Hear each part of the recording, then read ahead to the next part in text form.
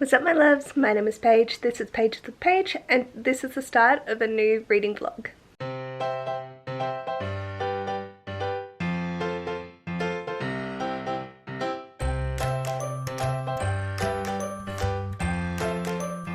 Hello! So, hi.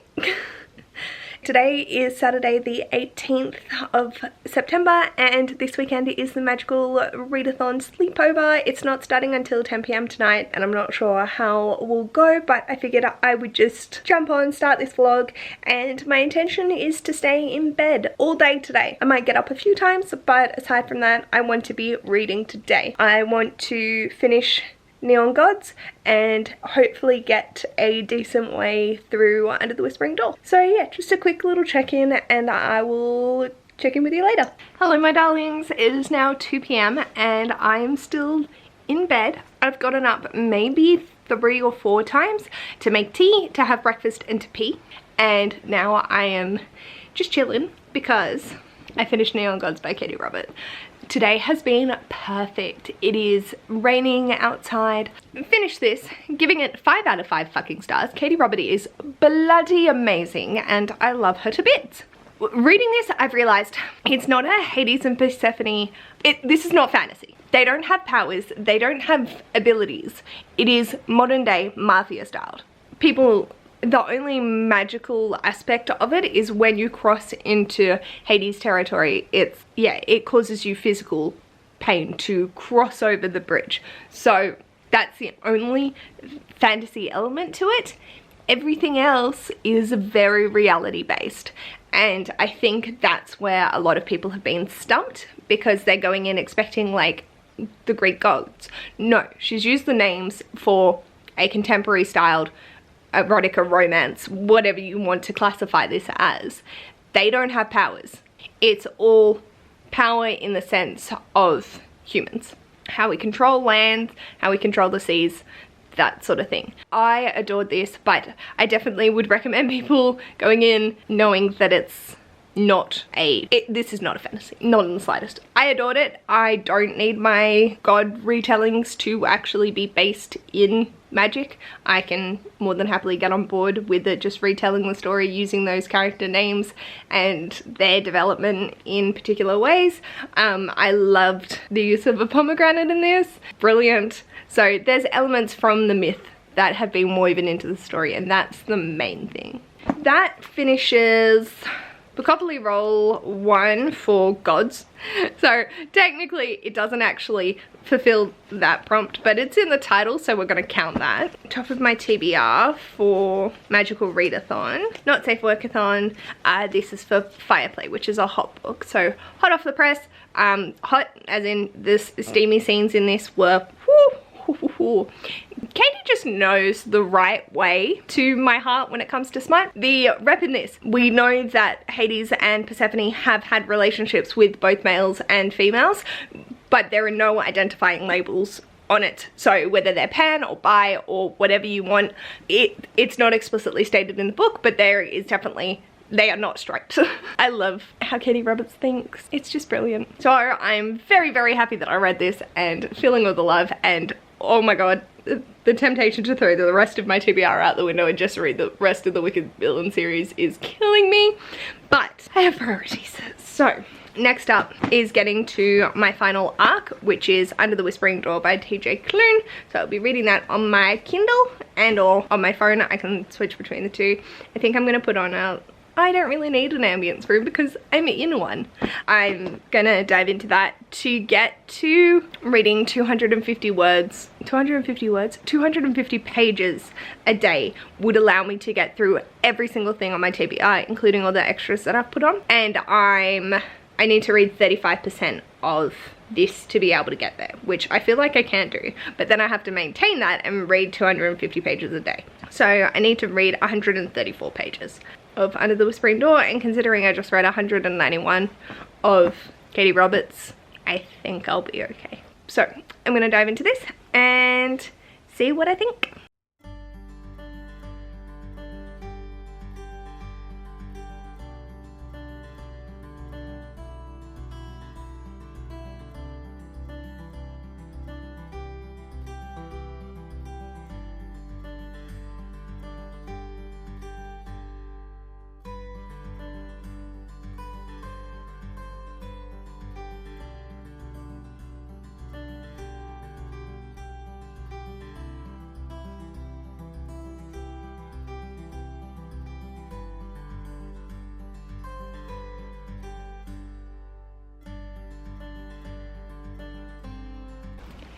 Hi, so it is about 3 o'clock I think on Sunday, and I'm just sitting outside again.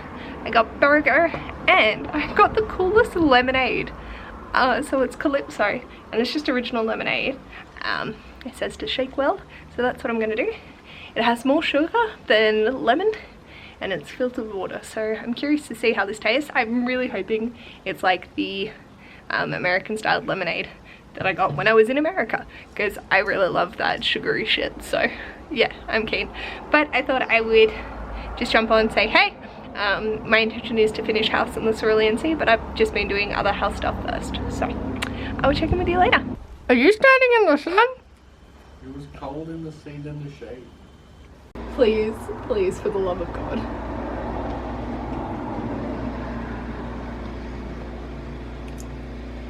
Fuck yes!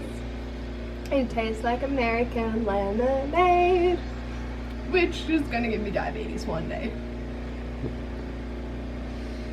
Oh, it's not lemony at all, it just tastes like lemon sugar. Excellent. That's what I like. Thank you. Hello. So I just finished Under the Whispering Dawn and I need to go to bed, but I finished and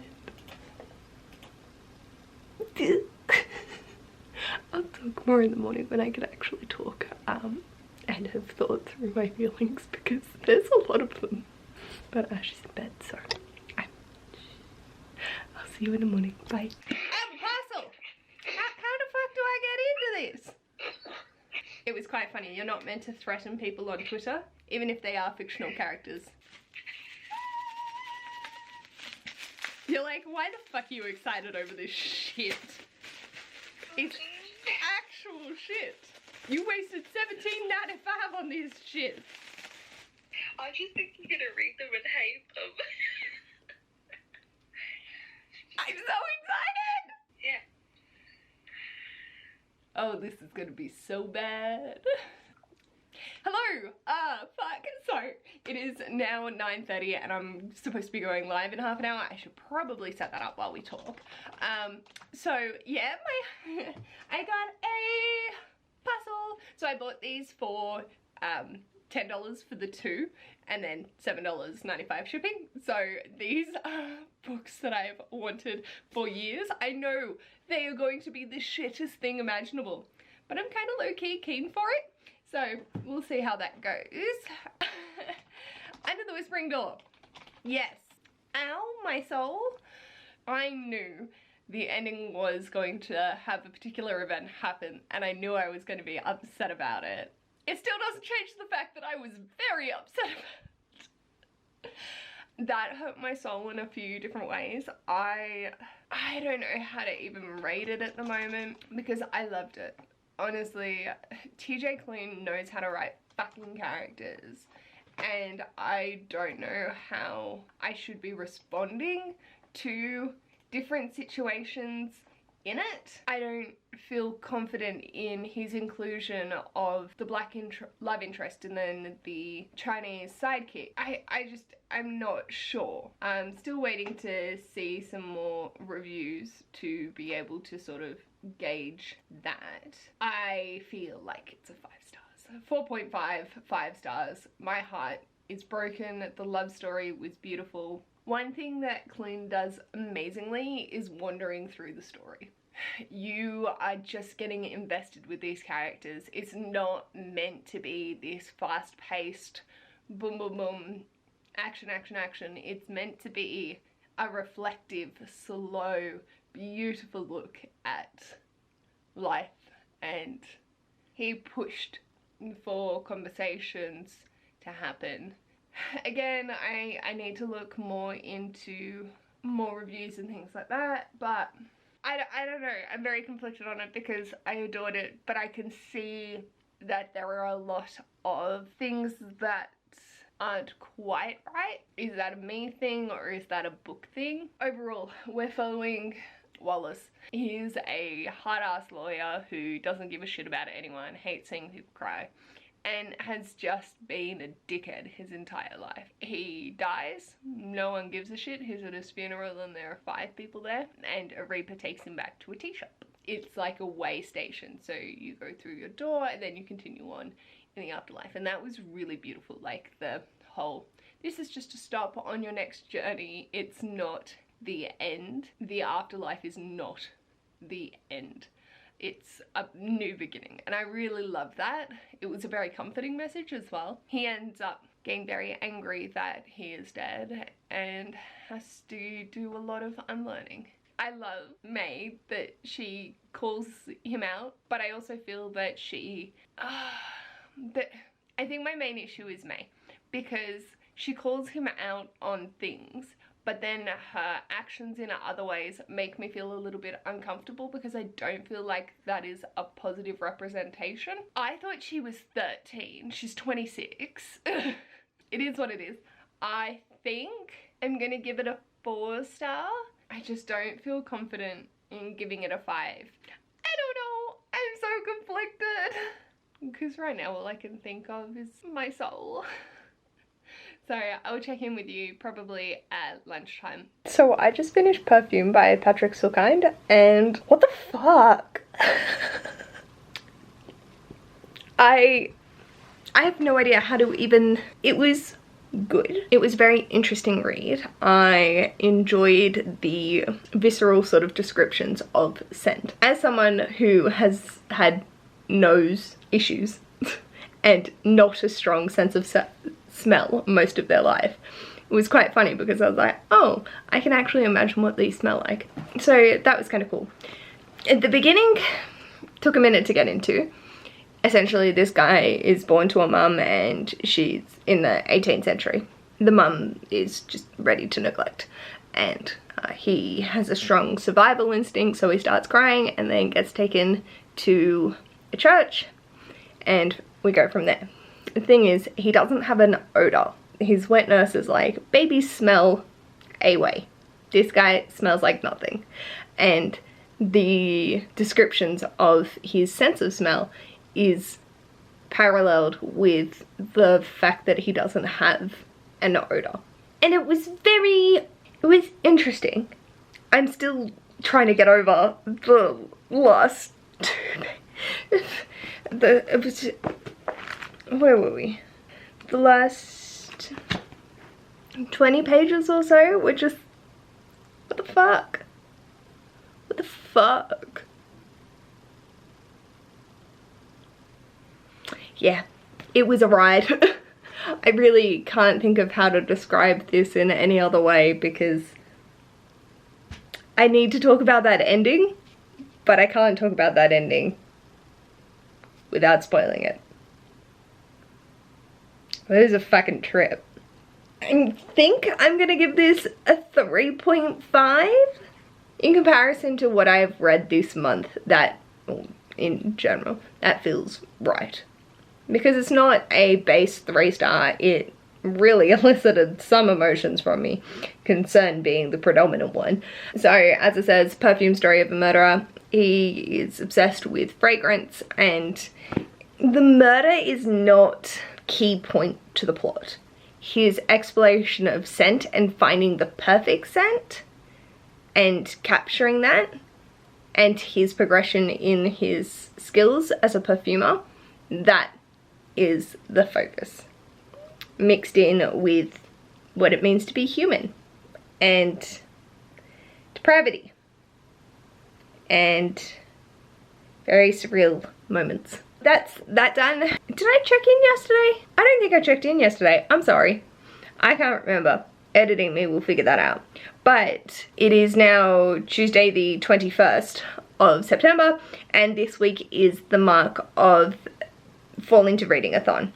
So, let's have a look and see. Perfume. Who wants candy corn? Read a book with white, orange, or yellow on the cover. So, and the spine's orange. So that's filling that prompt. And then for Not Safe for Workathon, we had 3 were for these. Ice Play, Foot Fetish, and Soft Limit. This was one that I needed to get done because it fulfilled like so many different things. I have no idea what I'm gonna pick up next. I'm thinking I might go with Heroes. So I've got Torch Against the Night, Heroes, and This Poison Apple as essentials, and then 1,000 ships if I can get to it. I think I'm gonna go with heroes. I will check in with you in a moment. I did read 30 pages of Heroes by Stephen Fry and I read the introduction and I'm like, this is 5 stars. So I just love Stephen Fry's narration and I'm very keen to continue on with this. I have been vibing picking this up for a while, just motivation was limited, so we haven't, but that's okay. We're gonna dive in now, and tomorrow my focus is on editing Friday's video. It will be Wednesday tomorrow, so I still have Wednesday, Thursday, which is good because I have a lot of footage for that. So yeah, and then tomorrow I should be working on at least breaking down the assignment. Technically the goal was to write 600 words starting tomorrow, but I don't feel like I know what I'm doing yet, so we'll see if I end up writing anything or if I just focus on the editing and breaking it down a little bit. But now it is time for bed, so that's what I'm gonna do, and I will check in with you sometime tomorrow. I'm going live at 10:30 rather than 10 because my grandpa needs me in the morning for bridge. Hey. It is now close enough to 9:30 on Wednesday the 22nd of September and I'm a mess. So I'm still going live at 10:30, but we'll see how it goes. Essentially I woke up really early this morning and looked at my Facebook memories, and it's been 3 years since my childhood dog has passed away. So that's my baba, and I've gone through like a whole box of tissues this morning. So I don't feel right having today and not acknowledging her in some way. So if you've seen my I have a heart with the paw prints, and I got that the day that she passed. She was my little cinnamon roll and looked after me a lot. She wasn't trained as a service dog or anything, but I think dogs just know.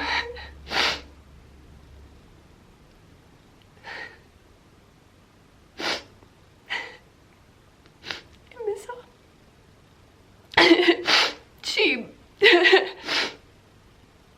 I still like tear up throughout the year just thinking about her anyway, but it's hitting hard. I don't know where I would be if I didn't have her growing up, and it hurts so much not having a pet of any description anymore because we're just not in a position when we can, and like most of the time that's okay because I want to be able to not put unnecessary strain on anyone or anything, and I have Ash, who's practically a companion. But yeah, I'm hurting a lot. She was the funniest little thing. She really just was so beautiful. She was a fucking ugly duck, but she was gorgeous in her own way, and she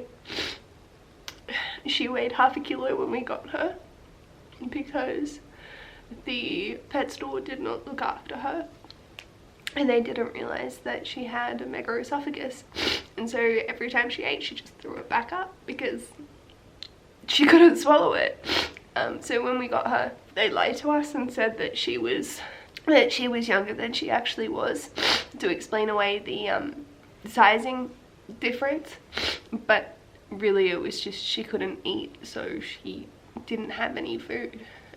She wasn't getting any food, And so when we got her, we fed her Sucky Wheat Bix, and that was the first thing she was able to keep down. And then all it took was elevating her food, so it would just slide straight down rather than having to eat from a flat bowl. And yeah, she adored barbecue chicken. Like the night before she was due to pass, my sister called me and was like, hey, do you want to come over? Amber hasn't been doing well, and I took her to the vets and she's got a tumour. And I was like, fuck, okay, be there in an hour. It was like 2.5 hours before I finally got there, because I don't drive, so I couldn't just, I was relying on other people. And so I got there and I just spent the night with her. My sister was out, and I fed her an entire fucking chicken, and she was so happy. And then the next morning I woke up and I could hear her whimpering. She had a blood clot.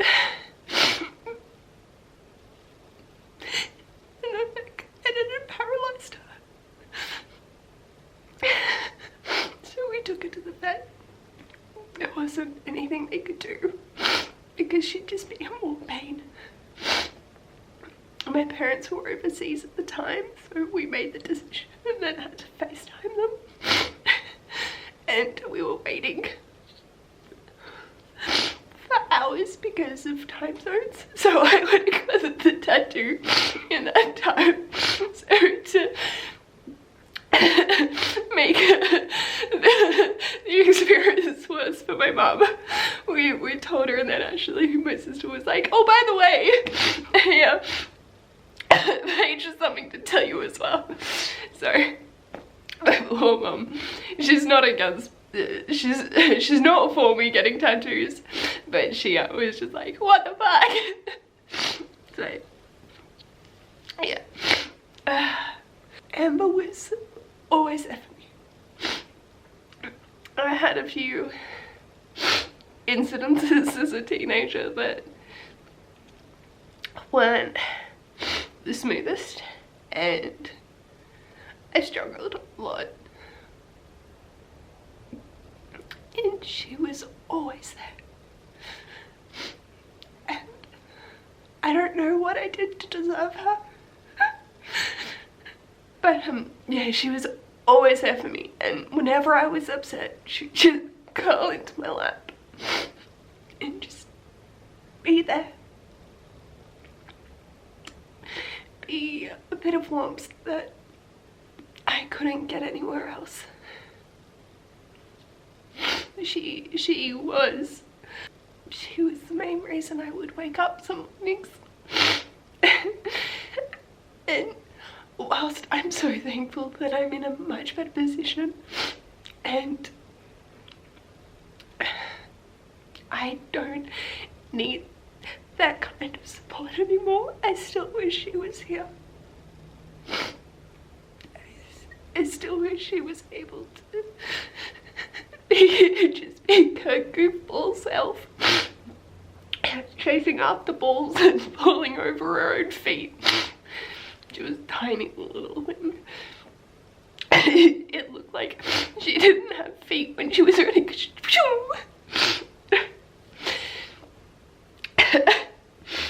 And oh god, she was the most beautiful dog I could have ever asked for. And I'm so thankful that I got to spend 15.5 years with her. And she wasn't in pain, and she, like, in her old age, she wasn't a little old woman. She was still pretty sprightly. There were, like, her heart murmur, which she'd had for, we're pretty sure since birth, it started stepping up towards the end, but like nothing major. She was still such a good dog, and for the most part, aside from all this shit going down in that last little bit, pretty healthy. And I think I knew when I moved out from home that I probably wasn't going to be home when it was her time, because painfully we outlived them.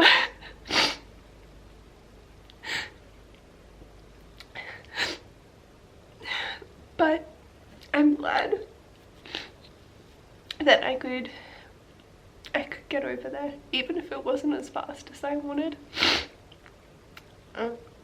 I'm sad that my parents had to go through that while they were overseas, and Mum feels really guilty about not being in Australia to support us, but I'm glad that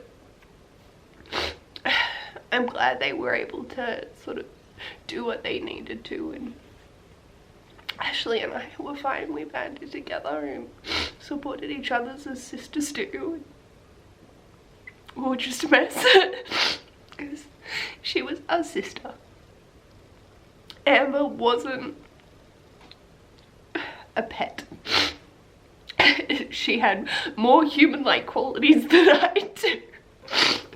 And she was definitely one of those dogs that are a hard and true part of the family, very, very human-like in their behavior, and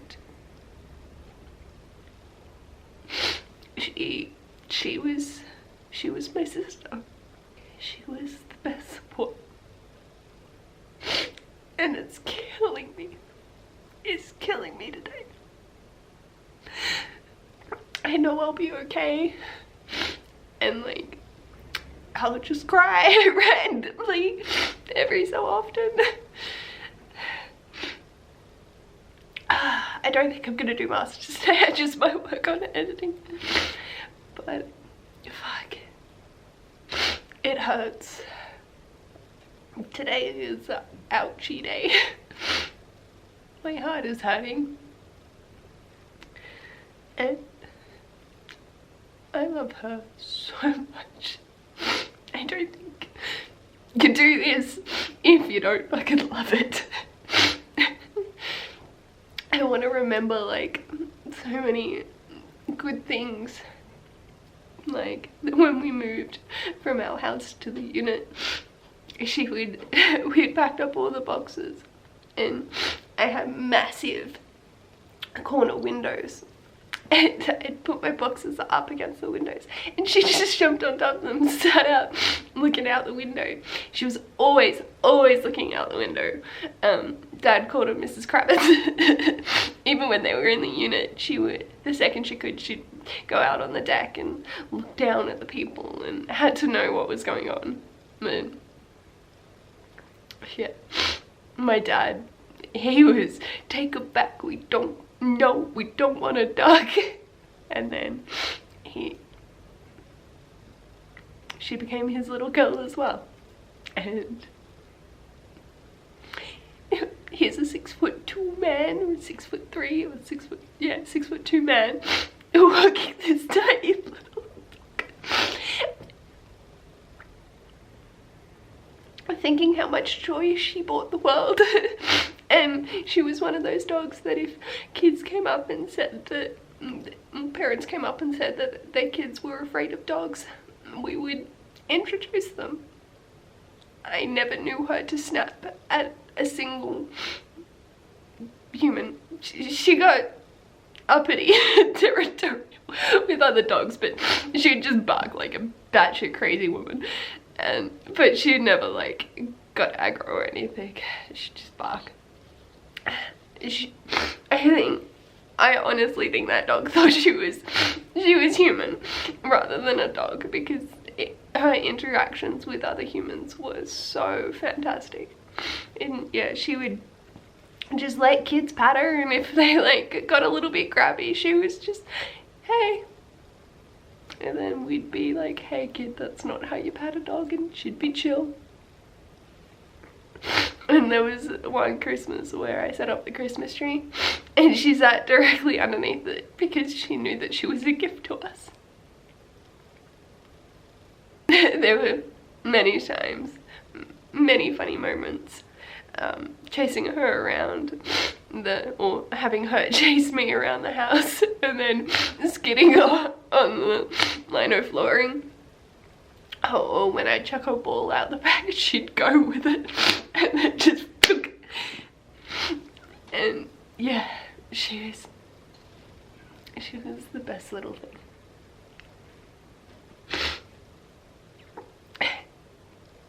And she was very, very smart. Her favorite trick to do was either high five or shake. Although we did dance, talk, sit. The only one we never got was like rollover. That was never nothing. And I think because she was too like, that's just for the layman. I refuse to roll. Bath times were fucking hilarious. She hated water with a fiery passion. I remember we took her to the groomers once and she realized where we were going and I had claw marks in my fucking shoulders because she was clinging for dear life. And then if we ever tried to bath her ourselves at home, she'd be like, nah, bitches. And it was like, nah.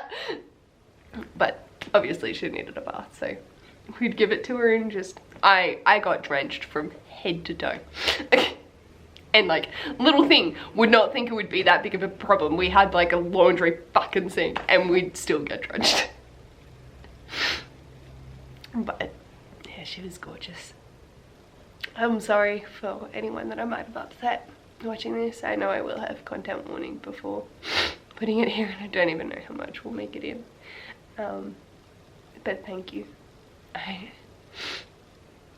I love I know that I can include this in vlog footage and you guys will be so supportive.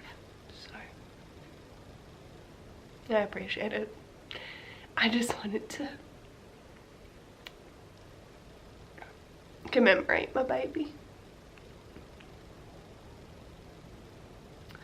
So yeah. The funny thing is about grief, it never goes away. It might get smaller on some days and then anniversary days it comes hit you like a 20-foot ton fucking brick to the heart. And anyone that says it doesn't matter, they're just a pet. No. If you were grieving over your pet, you were fully justified in your grief.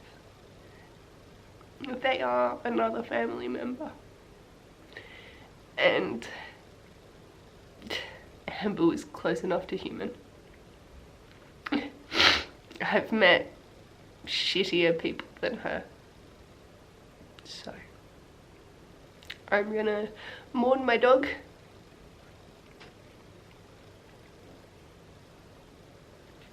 Because I love her and I miss her. So, yeah.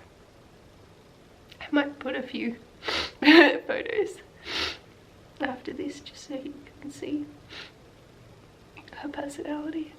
And obviously, I'm saying this retrospectively, but so you already know this, but I'll have timestamps everywhere. Okay, I feel good. I'm gonna go get dressed and figure out what the time is and get ready to go live.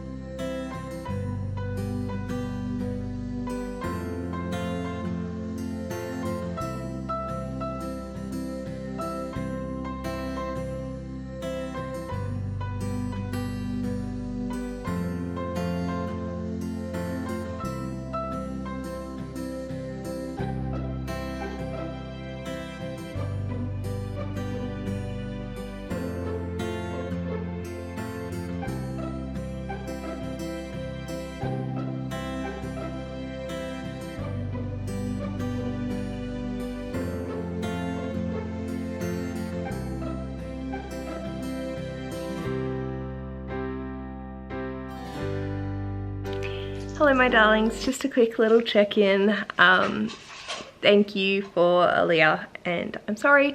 So the rest of today went really well. I ended up going live with Mel and she was such a fantastic support. I didn't get overly emotional on the live, which was great. I was talking to my mum and I got like a little bit teary, but by the end of the sprint we were chill again, so that was nice. And I got accepted for a job, which I start on Monday. So I'm very thrilled with that. I finished editing the word association vlog, so I'll leave that linked in the description. I'm not putting fucking cards in a vlog. I can't be fucked looking for this detail. But I'll leave that linked below. I'm really proud of how it came out and I'm so happy that I've got that done and dusted, so now I don't have to stress about that. The only 2 or 3 videos left that I have is Sunday's video and the October TBR for Wednesday, so yeah. And in reading, I read 219 pages of Hero, so I'm now over the halfway mark and I'm currently in Jason's story. He's just seen the darker side of Medea and I love Medea and Jason's story and different retellings, so it's definitely one that I'm very much enjoying. I love Stephen Fry's narration. He does such a fantastic job of just bringing these stories to life and he makes it so personal. So yeah, I'm very happy with how that went, and I was just watching some sprints with Chloe and getting that read. So yeah, tomorrow I'm gonna go live again and I'm actually going to try and start my assignment because I would like to not be as stressed juggling job and final assessment. So I know I can get it done, but I would like to just minimize the amount of stress that I'm under. So that should be good and I'm excited. So Ash and I are going to go to bed because it is now midnight and I'm going to try and get up early again. So we shall see how that goes. But yes, I'm definitely a lot happier. The live was hilarious because Crystal could just see me like absolutely screaming with excitement, and then I called my mum and we were just like, ah! And then I was like, oh my god, like I feel guilty being happy on today. And mum goes, Nana, this is her looking out for you. She made it happen. And I was just like, perfect. Very relieved, happy, good emotions. So I apologize for anyone that has sat through that clip. But yeah, we're doing good now. So I'm gonna go join my baby in bed and talk to you soon. Bye! Hello, it got very cold outside, so we are now indoors again, and I need to update you because yesterday I forgot to check in. It was just one of those days where I was all over the place, and whilst it went smoothly and nothing bad happened, I just forgot. So, I finished Heroes by Stephen Fry and I'm giving this a 4.5 out of 5, rounded up to 5 on Goodreads just because it is so goddamn enjoyable. I'm feeling more particular with my 5 stars, especially for non-fiction or like this sort of style, and I loved it so much, but it also wasn't a 5-star read.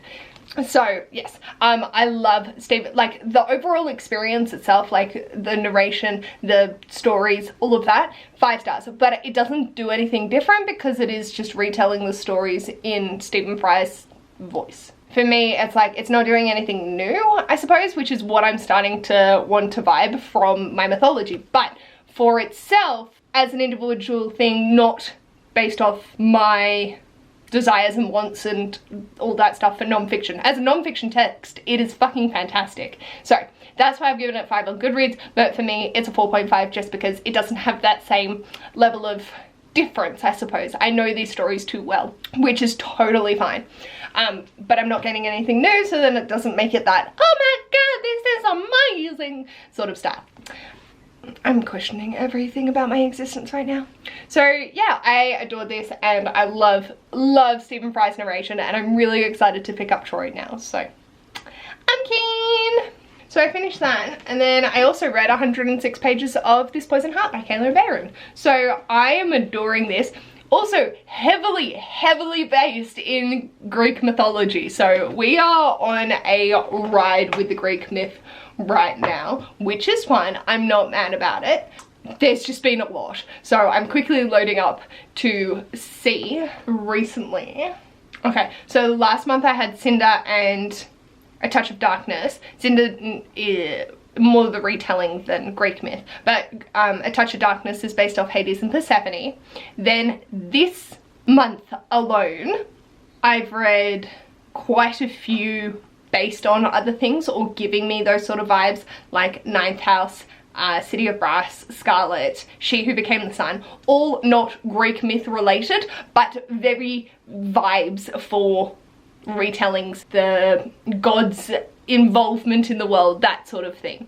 And then Neon Gods is Hades and Persephone retelling, Heroes, and then I still have 1,000 Ships by Natalie Haynes as well that I was wanting to read. So we've read quite a lot of retelling based, mythological based, that's what I was trying to look for. Mythological based things. So yeah, I've got This Poison Heart and 1,000 Ships still to go. A Torch Against the Night, yeah, not really. Some vibes of that. And then All the Bad Apples are not, that's witchy, not mythology, not world creation sort of stuff. So yeah, I've got a lot. I'm not mad about it in the slightest. I'm quite excited for it. But it was a lot to realize how heavy it all is. And considering I've gone Neon Gods, Under the Whispering Door, which is dealing with death and like reapers and stuff like that, Perfume, Heroes, This Poison Heart, then probably 1,000 Ships or A Torch Against the Night. I'm not sure which one. I'm probably going to go A Torch Against the Night next, just because I need to read that. 1,000 Ships is not necessary. Okay, that's all good. I was trying to think of when I could put out a October readathon video, but what I'm thinking of doing for this month, I meant to put out for November. So what I'm thinking of doing for this month is I will make a video being like, here's a link to the Twitter, and just read off some of them rather than it being a structured organization, and then for November going from there as well. So I might put the tweet out now about it as well. So I will catch up with you later. Bye. What the fuck was that?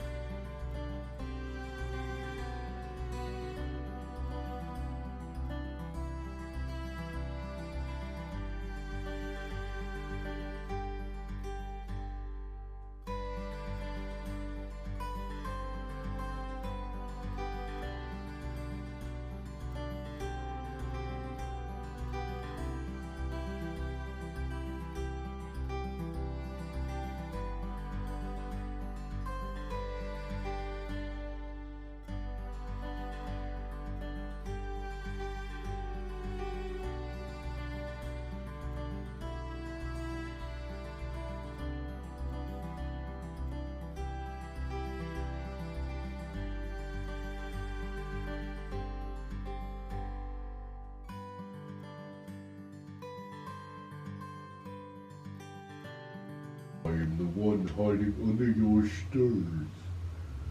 Fingers like snakes and spiders in my hair. Love. I love you, love. I love you, love. Hello, love. I love, I love. Do you want to say hello to the vlog? Hi. Hi. Hello. This is so exciting. I love doing these. Oh, where is the link that you sent? Hello. So it is now 1:45 on Friday the 24th of September, so I need to close out this vlog and just do a quick recap of the things that I've read. So I've had a fantastic reading week, still just doing all the things and trying to get myself all sorted. Getting accepted for a job has been great, so I start that on Monday, so we'll have this weekend to sort of just get all my loose ends tied up, and then Monday I will be starting there, so that's great. But in terms of the books that I read, the first thing I finished was Neon Gods by Katie Robert. I spent Saturday just in bed absolutely loving life and finishing this off. I gave it 5 stars. It was just perfect for what I wanted from a Katie Roberts book, and I'm very happy that I got to have this delicious book in my collection. I can't wait for next year when Electric Idol is published, because that is an Eros and Psyche retelling, and or inspired if you don't want me to use retelling, so I'm really keen to get to that, and I just adored these characters. Katie Robert also just put out her Hades Cross Hades little snippet from her newsletter, so I get to read that sometime, and I'm very keen. Then I read Under the Whispering Door by TJ Klune. I gave these 4.5 stars. There were just a few little issues with characters that I didn't feel quite comfortable with. I don't know if they were founded for feeling unjustified or if it was like fine. I haven't heard any reviews come back. A lot of people just saying that they absolutely loved her character, so that's great. But yeah, I just didn't feel comfortable giving it a 5-star. Even though I loved it, I was absolutely wrecked. It's just that little thing that's holding me back, just because I don't feel like I could justify with that big of an issue, whereas with Katie Roberts, if I didn't give it a 5, there were no underlying like problems. It would just be like the writing or the characters or the world building or things like that, whereas this was an actual problem. For me, at least. Then I read Perfume by Patrick Sukind. This was my only low rating of a 3.5, and honestly my thoughts that I've put in my notes is, what the fuck, man? I still don't know what the fuck was that ending. I am very confused, and it was a lot that happened, so very interesting. Great concept, great exploration of just the depravity of human nature, essentially. And yeah, there were just some moments in this I was like, what the fuck? So overall, I didn't dislike my reading experience, but it wasn't one that absolutely had me captivated and pushed into that higher bracket for me. Then I read Heroes by Stephen Fry, and I listened to the audiobook whilst reading along. There is also some images in here as well. And I adore Stephen Fry's narration, absolutely wonderful.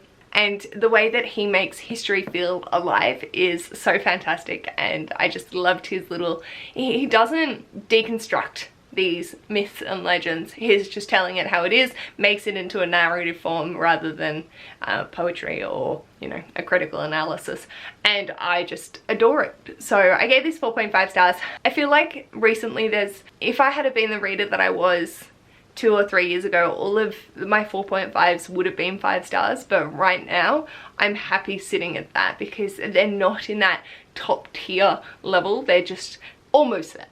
And then tonight I finished This Poison Heart by Kaylin Bayron, and I'm giving this 4.5 stars as well.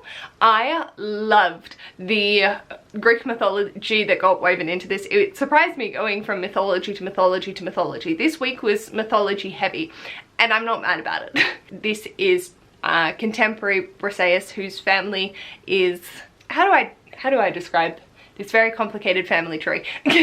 Essentially, she's adopted. She has 2 mums, and she has a affinity with nature that causes a little bit of chaos, and she inherits this old rundown dilapidated house from her aunt Circe. So very fascinating, loved it.